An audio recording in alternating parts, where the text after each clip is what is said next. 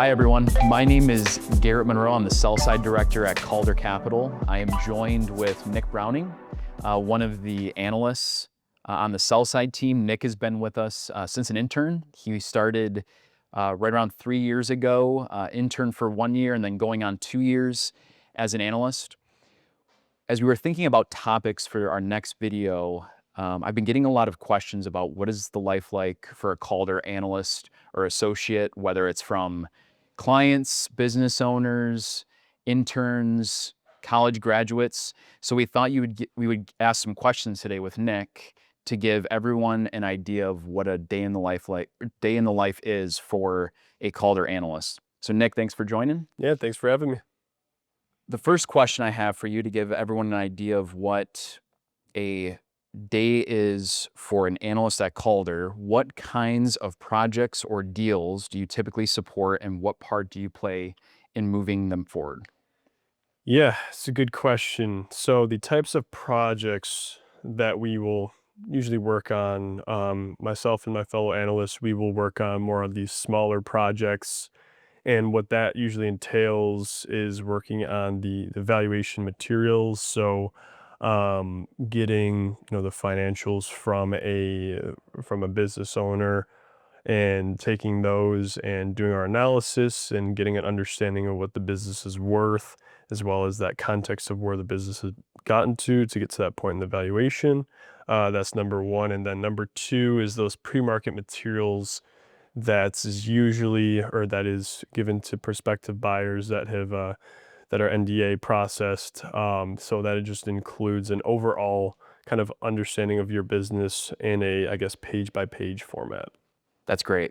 So now that we have an idea of what an analyst does day in and day out, how would you describe the learning curve when you first started? And what skills have you developed the most since joining?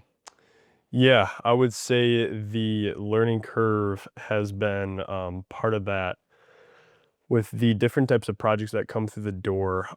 Usually every day is not the same as the next. So it's good because we get to see a lot of different stuff that comes through and it keeps our days very energetic and different. Sometimes looking at those different projects and getting different industries can be a little bit of I guess, a difficulty at first, but then we ask some other people in the team and they usually will give us some additional context into what we have. That's great. So we spend a lot of our time in front of a computer, a lot of modeling, a lot of Excel, a lot of Microsoft products. I think everyone's aware of that. What other tools or processes do you rely on the most to stay organized and effective in your day-to-day? Yeah, I would say to start, we all, I can speak on everybody's behalf on our central services team. We all, abide by our calendar. That's number one. And I think our whole team too, interns included, have a tracker that tracks each of our processes, where they're at in the process, to keep notes all organized to make sure everybody knows where they're at. And then we also do have weekly touch bases to make sure that everybody understands, it's okay, this is, where it's at in the process. Does anybody need help with anything? How can we get you the resources that we need to get processes down the line quicker? That's a great point. Yeah, we give a lot of, I think, autonomy at Calder, and with independence, you have to keep track of your own individual projects as well as the team's projects. Yes. And it can be overwhelming at times. So having a task organizer and calendar makes a ton of sense. Last question for you is, what do you find most rewarding about being an M&A analyst at Calder Capital?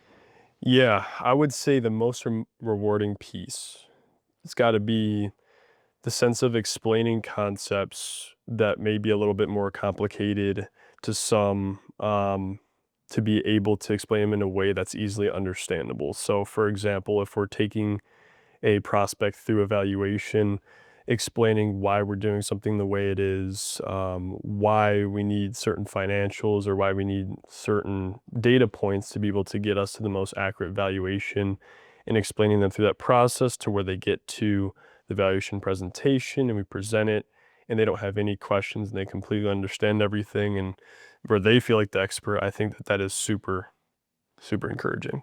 That's great. Sell-side analysts do a lot behind the scenes that most people don't see on a day-by-day basis. So hopefully it was helpful to learn a little bit about Nick and what he does and what analysts do here at Calder. We'll see you next time. If you enjoy learning more about Calder Capital and our sell-side advisory practice, you can contact or find us on the details listed on the screen. We look forward to hearing from you soon.